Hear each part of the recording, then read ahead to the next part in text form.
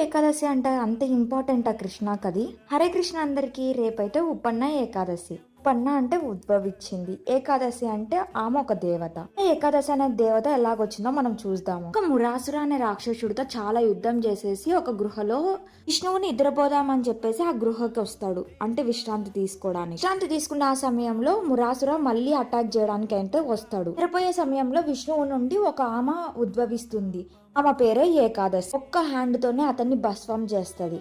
విష్ణువుదే అంత సృష్టి. ఆయన నుంచి వచ్చిందంటే ఇంకా చాలా శక్తివంతురాలే కదా. విష్ణువు 11 ఇంద్రియాల నుంచి ఆమె పుట్టింది. విష్ణువు ఇంద్రియాలంటే అవి అన్లిమిటెడ్. మన ఇంద్రియాలు అయితే లిమిటెడ్ అనమాట, కంట్రోల్ చేసుకోలేము. అందుకనే ఏకాదశి రోజు మన ఇంద్రియాలని కంట్రోల్లో పెట్టుకొని దేవునికి క్లోజ్ అవ్వాలి అని ఏకాదశి స్టోరీలో చెప్తూనే ఉన్న. ధాన్యం తినము మనం ఏకాదశి రోజు, ఆ రోజు పాపం ఉంటుంది. ధాన్యం ఎందుకు తినము అంటే దానికి కూడా ఒక సైంటిఫిక్ రీజన్ ఉంది.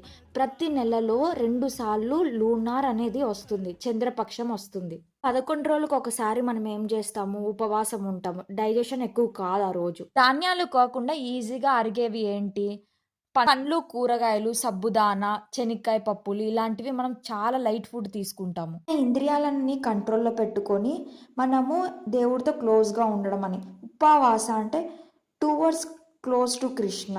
మన పురాణాల్లో రాసిన ప్రకారం అయితే ఏ వైష్ణవులు ఎవరైతే భక్తి చేయాలనుకున్న వాళ్ళు ఏకాదశి రోజు ఎక్కువ తినారనమాట. ఏకాదశి రోజు ఎప్పుడు దేవుడి భక్తిలో ఉంటారు. ఏకాదశి రోజు ఉపవాసం ఉండడం వల్ల మనం పాస్ట్ లైఫ్లో ఏమైనా కర్మలు చేసిన వాటిని, పాపాలని చిన్న చిన్నగా అవన్నీ పోతా వస్తూ ఉంటాయి. ఇంకా భక్తి మార్గంలో వెళ్తూ ఉంటాం. ఇంకా ఎవరైతే ఇంకా కృష్ణాన్ని ప్లీజ్ చేయాలి అనుకుంటున్నారో వాళ్ళైతే ఇంకా ఏకాదశి స్టార్ట్ చేయడానికి ట్రై చేయండి. హరే కృష్ణ అందరికీ.